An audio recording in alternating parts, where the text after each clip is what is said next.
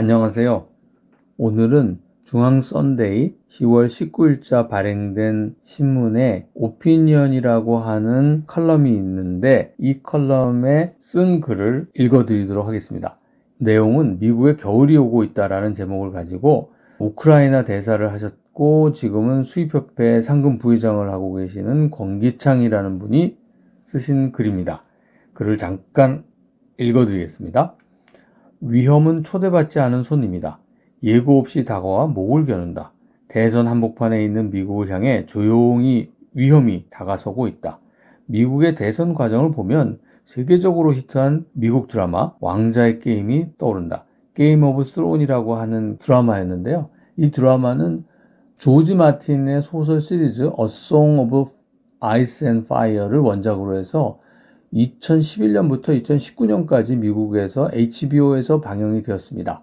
이 드라마는 중세 판타지 세계인 웨스테로스와 에소스 대륙을 배경으로 해서 7개 가문들이 권력투쟁, 정치적인 음모, 배신, 전쟁, 그리고 왕자를 차지하기 위한 여러 가지의 싸움들, 가문들의 싸움들을 그린 대서사시라고 합니다. 저는 안 봤는데 찾아보니까 이런 내용이 나오네요.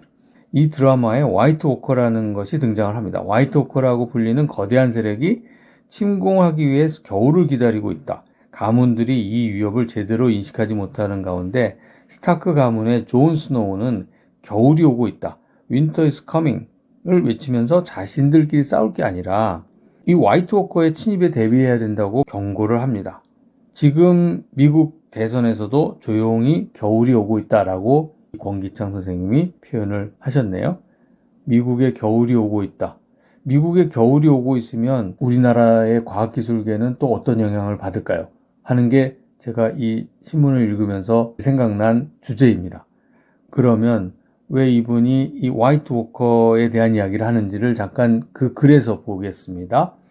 화이트 워커가 누구냐 하면은 결국은 러시아의 푸틴, 중국의 시진핑, 북한의 김정은일 것이다. 이들이 미국 대선에 투표를 할 수 있는 권리가 있어서 한 표를 던진다면 누구한테 할까요? 결국 도널드 트럼프한테 할 거다라고 지금 이야기를 하시면서 도널드 트럼프를 그러면 왜 원하느냐?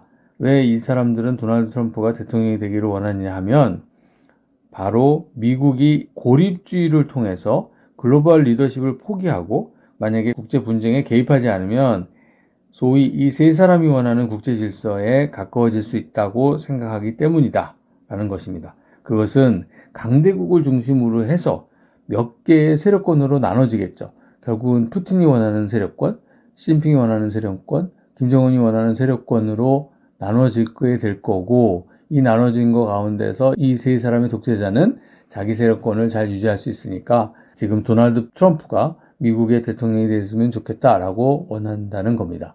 자, 미국의 도널드 트럼프가 대통령이 되면 우리 과학기술계가 어떤 변화가 있을까요? 그리고 과학기술계는 어떤 대응을 해야 될까요? 우리는 내년도 예산이 또 거의 30조 가까이 갔는데 이 예산을 어떻게 활용을 해야 될까요? 할 때 이런 변화의 내용도 좀 생각해 가면서 준비를 해야 되지 않을까라는 생각이 듭니다. 그래서 도널드 트럼프의 과학기술 정책이 어땠는지를 한번 살펴보는 것이 중요해 보입니다. 그가 2017년부터 21년까지 대통령 재임 기간 중에서 경제 성장과 국가 안보 강화에 중점을 둔 아주 실용적인 접근 방법이 특징이었다고 우리가 생각하고 있는데 이 시기에 트럼프 행정부는 기후변화와 관련된 환경 규제를 좀 완화했었고요. 산업하고 국방을 중심으로 한 과학기술 투자를 굉장히 강조했었습니다. 트럼프의 과학기술 정책의 핵심은 6가지 정도로 설명이 되는데 첫 번째는 기후변화와 환경 규제를 완화했다는 것입니다. 그래서 친환경적인 여러 가지 규제들이 있을 텐데 그 규제를 완화시켰습니다. 기후변화에 대해서 트럼프는 회의적인 입장이죠. 가장 대표적인 사례로 2017년에 파리 기후협정에서 탈퇴를 했었죠. 미국이 탄소 배출량을 줄이기 위한 국제적인 노력에서 벗어나려고 했던 거죠. 해서 화석연료 산업을 지원하기 위한 정책적인 선택을 하게 됩니다. 그러니 지금 기후 재앙으로 가고 있는데 미국이 만약에 또 이거와 유사한 이런 비슷한 그런 어떤 방향으로 가면 어떨까라는 걸 우리가 생각을 또 해보지 않을 수가 없습니다. 트럼프 행정부가 두 번째로 또 강조한 것이 있는데 산업기술을 강화하는 거고 제조업을 강화하는 겁니다. 미국이 경제 성장을 위해서는 제조업 부흥이 굉장히 중요하다고 강조하고 있고요. 아메리카 퍼스트 정책에 따라서 미국 내에서 더 많은 일자리를 창출하고 제조업을 좀 활성시키기 위해서 기술 개발을 우선시 했었습니다. 하니까 이번에도 트럼프가 된다 그러면 첨단 제조업과 인공지능, 자율주행차, 그 다음에 5G 네트워크 같은 분야에서 기술 혁신을 촉진하려는 정책을 아마 추진할 거다라고 생각을 하게 됩니다.